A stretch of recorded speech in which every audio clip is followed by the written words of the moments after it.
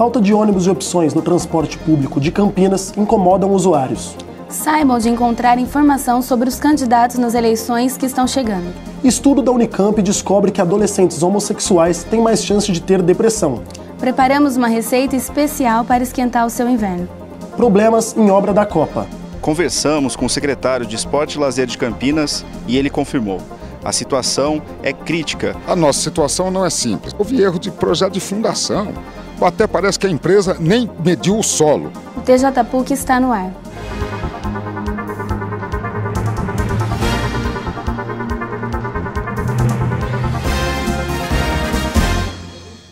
Boa noite. Boa noite. O prazo para as obras da Copa do Mundo está ficando apertado. O trem de alta velocidade deve sair do papel. Na última sexta-feira, foi criado pelo governo a empresa de transporte ferroviário de alta velocidade que vai executar o projeto. Mais de 850 milhões de reais serão investidos em obras no aeroporto de Viracopos. Já foi assinado o contrato de concessão entre a ANAC, Agência Nacional de Aviação Civil, e a empresa Consórcio Aeroportos Brasil. Mas uma outra obra que está parada coloca em risco a participação de Campinas na Copa do Mundo e nos Jogos Olímpicos. Campinas foi escolhida como sede do Centro Esportivo de Alto Rendimento da região Sudeste. São apenas 5 em todo o país. Atletas de natação e atletismo já treinam no local. Semifinalista nas Olimpíadas de 2008, Anselmo treina nas pistas do Centro Esportivo. Ele busca uma vaga nas Olimpíadas de Londres e vê a importância do centro para um treinamento em alto nível. A gente vem fazendo um trabalho para Londres, né? Então essa pista aqui é excelente, essa pista aqui ela tem um material muito bom, o clima daqui de Campinas é muito agradável, então está sempre em boas condições para a gente manter um treinamento de alto nível. Imagine se um atleta de alto rendimento, após a largada, desse alguns passos e ficasse paralisado. Agora imagine se ele não soubesse nem quando e nem como poderia terminar a corrida. É nessa situação que se encontra um dos principais projetos de Campinas para ser subsede da Copa do Mundo de 2014 e dos Jogos Olímpicos de 2016.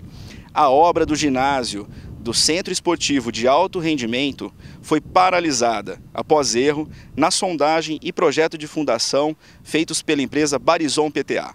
Como consequência, o contrato com a empresa responsável pela obra, JZ Engenharia, foi rescindido amigavelmente. Mas e agora?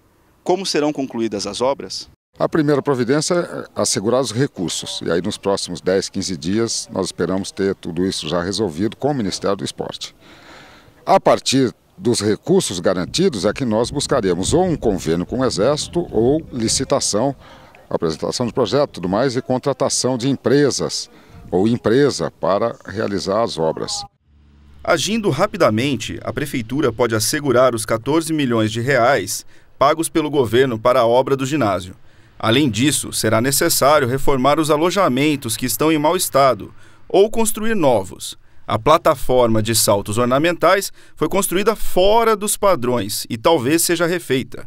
Isso aqui é um centro vital para a cidade, o estado e o país. Que centros nós teremos disponíveis tanto para os nossos atletas como para as delegações que para cá virão.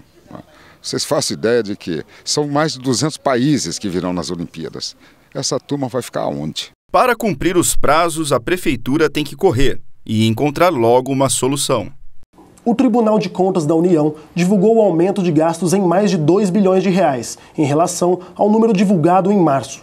Assim, o orçamento do governo para a Copa chega a 27 bilhões e 400 milhões de reais. E esses problemas na administração pública apenas reforçam a importância na escolha dos governantes. Logo, teremos eleições municipais. Veja onde você pode conseguir informações sobre os candidatos. Mais um ano de eleição e o eleitor não tem orientação sobre como e onde se informar sobre os candidatos. Desconhece seus direitos e sequer sabe onde se localiza o cartório eleitoral. Na verdade, a gente conhece assim os do bairro, né? No caso, os do bairro a gente conhece, tem convivência com eles, mas os de fora a gente não tem conhecimento nenhum, né? Acredito que no site da prefeitura, na internet a gente acha bastante coisa, né? Mas eu acredito que ainda falta muita informação para a população. É aqui que ficam todos os cartórios eleitorais de Campinas. Neles, os eleitores podem se informar melhor sobre seus candidatos e sobre seus direitos, que vão além do exercício de votar e ser votado. Eles podem fiscalizar e cobrar promessas. Eles devem participar ativamente do processo político. Essas atividades ajudam a conhecer bem os seus candidatos e depois escolher o seu. Prefeitos e vereadores, eles precisam se relacionar com os problemas vivenciados pela cidade. Então, a primeira coisa a saber é se esses candidatos, eles estão cumprindo com aquilo que eles prometeram em eleições passadas. O eleitor pode se informar melhor nos sites transparencia.org.br e tse.jus.br e neles obter informações sobre os candidatos e conhecer melhor seus direitos. Todos os cartórios eleitorais de Campinas ficam no Palácio da Justiça, na Rua Regente Feijó, com a Avenida Campos Sales, no centro da cidade. A adolescência é uma fase de ajuste entre a infância e a vida adulta. Esse processo é ainda mais difícil para homossexuais. É o que afirma o estudo da psicóloga Daniela Goraieb. Uma tese de doutorado da Unicamp indica que jovens homossexuais têm mais tendência a desenvolver transtornos psicológicos. A doutora Daniela Goraieb, responsável pelo estudo, explica as razões da pesquisa. O que motivou o início dessa linha de pesquisa em 2005 foi a escassez de estudos no Brasil que juntem saúde mental, preconceito e homossexualidade. Ela explicou ainda como fez para realizar a tese. Foi formado um grupo de adolescentes de orientação homossexual que foram recrutados num esquema de bola de neve, que a gente chama. Então, cada sujeito indica mais 2 sujeitos para serem entrevistados. E, uma vez que nós temos o grupo de orientação homossexual formado, nós montamos um grupo controle de sujeitos de orientação heterossexual. O estudo da doutora Daniela Goraieb indica que jovens homossexuais têm mais tendência a desenvolver transtornos psicológicos em relação a jovens heterossexuais. Dentre os transtornos citados no estudo estão a depressão e até mesmo o suicídio. Lauren Beauty, fundadora da escola LGBT, compartilhou um pouco do que passou ao se assumir homossexual. No começo não foi fácil.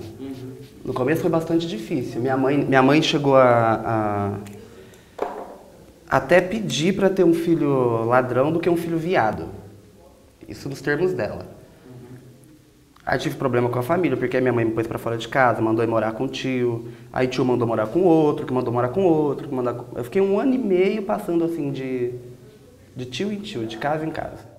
Segundo a doutora Bárbara Menezes, a terapia é uma grande ajuda a quem passa por problemas de preconceito ao descobrir e assumir a homossexualidade. Nosso foco é muito direcionado para fortalecimento da autoestima, para que essa pessoa entenda que ela não tem nada de errado com ela. Lucas da Silva estuda na escola LGBT, onde compartilha experiências, e diz que a terapia o ajudou muito a superar os traumas sofridos pelo preconceito imposto por seu pai. A terapia é um processo de pessoa para pessoa muda. No meu caso foi um pouco longo, foram 2 anos para superar isso. Mas foi a melhor coisa, porque depois que você supera, é como se você tivesse tirado uma mochila muito pesada das suas costas, sabe? Uma coisa que te machuca. Então eu vi que tudo que ele falava, que ele colocava na minha cabeça, que ele ria dos homossexuais, apontava e tudo, não é real. Porque não é porque eu sou gay que eu não poderia ter uma vida normal. E a seguir, o comentário do esporte. No próximo bloco, veja o problema diário do transporte público em Campinas. Voltamos logo. Sabe aquele livro que você já leu, o brinquedo que está meio jogado num canto, as roupas e calçados que não usa mais? Tudo isso você pode doar para o Grupo de Ação Solidária da PUC Campinas. O GAS existe desde 2004 e ajuda cerca de 50 entidades carentes da região. Faça a sua parte. Você que é aluno, professor e funcionário também pode contribuir. As doações devem ser entregues no almoxarifado do Campus 1. Problemas auditivos ou de comunicação são fáceis de serem tratados se descobertos logo cedo. A PUC Campinas oferece na Clínica de Fonoaudiologia atendimento a crianças de todas as idades. Terapias auxiliam na reabilitação da fala, no uso de aparelhos auditivos e ainda na educação básica. Por ser credenciada pelo SUS, os pequenos pacientes podem realizar diversos exames e, se necessário, receber os aparelhos. Localizada no Campus 2, o atendimento acontece de segunda a sexta-feira, das 7 às 17 horas. Mais informações pelo telefone 3343-6843.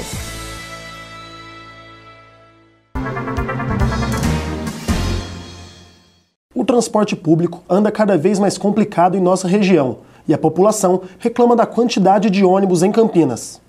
Segundo dados da INDEC, Empresa Municipal de Desenvolvimento de Campinas, o transporte da cidade opera com mais de 1.200 veículos nas linhas, entre ônibus, micro-ônibus articulados e biarticulados, para atender mais de 600 mil passageiros por dia. Porém, em determinadas linhas, a realidade é outra e a população reclama. Eu acho que falta ônibus, né? Por exemplo, aqui se eu perco esse aqui, o próximo é daqui 20 minutos só.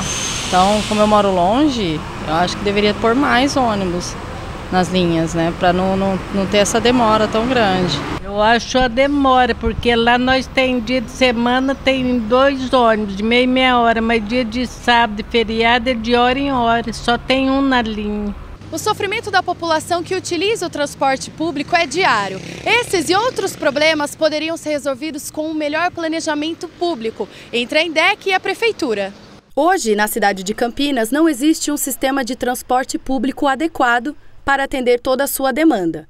O transporte público está caótico em Campinas, né? Porque não existe um planejamento na cidade intermodal com outros meios de transporte. Só está tudo calcado no transporte rodoviário, no transporte do ônibus, né? Campinas é uma cidade que já teria condições de ter um sistema de metrô, um sistema de VLT e outros meios de transporte sendo levados em consideração. O transporte como tal, fazendo uso das vias, concorrendo com os carros, por exemplo, os motoristas perdem muito tempo, às vezes, em determinados trechos. E eles têm que cumprir uma tarefa de fazer aquele percurso dele em determinado tempo. E aí eles passam a correr muito. E por vias que não são bem mantidas, muito esburacadas, com muitas lombadas, com muitas depressões, né? Isso prejudica até a qualidade do transporte mesmo das pessoas dentro dos ônibus, que não tem segurança para andar porque não existe cuidado por parte do motorista, porque ele tem que dar conta dessa questão. Eu acho que é muito caro o ônibus aqui em Campinas. R$3 não vale nada, mas para a gente que trabalha é muita coisa, porque ninguém ganha nada, né? Sempre lotado. Quanto mais atrasado, mais lotado fica, né?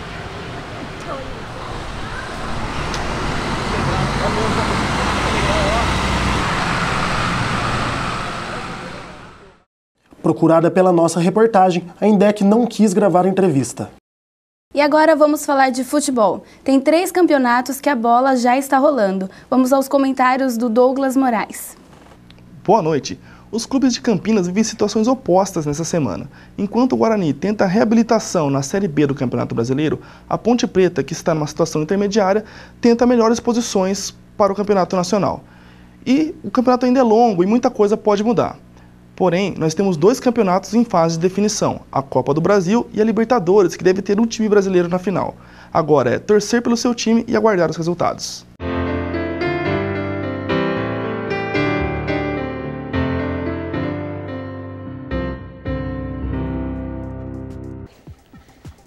O inverno chega hoje, oficialmente dia 20 de junho, e com ele chegam também a chuva e uma diminuição discreta da temperatura. Uma frente fria que se desloca por toda a região sul está provocando aumento de nuvens no estado de São Paulo. Na região de Campinas, a temperatura é estável, mas as chances de chuva só aumentam. Há formação de nevoeiros em áreas baixas nas primeiras horas do dia, portanto o motorista deve ficar atento. Em Campinas, mínima de 18 graus e máxima de 25. E com o frio chegando, os pratos mais pedidos em restaurantes são sopas, cremes e massas. Escolhemos uma receita para você fazer em casa nesse inverno. Nessa época mais fria do ano, nada melhor do que um lugar bem aconchegante e uma boa sopa. Conheça agora uma opção rápida e prática, a sopa de mandioca com carne seca com a cozinheira Maria Lúcia. São 400 gramas de mandioca cozida, uma cebola, 2 colheres de manteiga, 200 gramas de carne seca e 2 tabletes de caldo de galinha com 2 litros de água. Dissolvi a margarina, uma cebola média, depois ela dourada, e eu vou colocar a mandioca, né, que já está cozida, né. O refogado dele é mais ou menos uns 3 minutinhos só. Agora eu venho com o caldo de galinha, né, e o sal a gosto, né. Aí depois de refogado, eu jogo no liquidificador Vou colocar um tabletinho desse de água, vim triturar ele, senão não vai amolecer. Eu volto na panela, isso. Aqui tá os 2 litros de água, para acrescentar aqui na sopa que já está triturada, já está batida. Ela vai ferver, né? Depois de fervida, a sopa já está pronta, né? Como eu te falei. Pronta e bonita, né? É. E agora em cima eu vou colocar a carne seca, que já está pronta, que ela já está refogada com uma pitada de alho e um caldo de sazon vermelho.